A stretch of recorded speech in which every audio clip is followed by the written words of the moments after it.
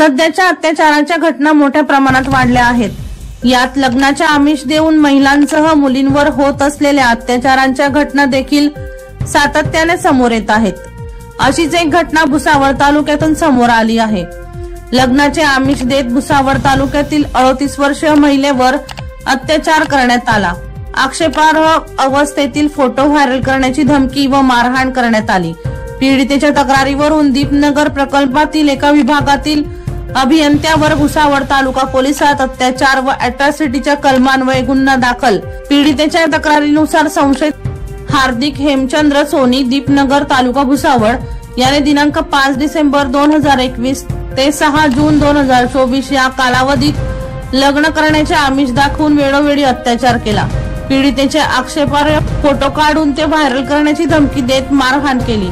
त्रास असह्य झाल्याने पीडितेने भुसावळ तालुका पोलिसात हार्दिक सोनी यांच्या विरोधात तक्रार दिली. संशयित पसार असून त्याचा शोध सुरू आहे. सुनील पाटील यांचा रिपोर्ट, बुलंद पोलीस टाइम्स, जळगाव.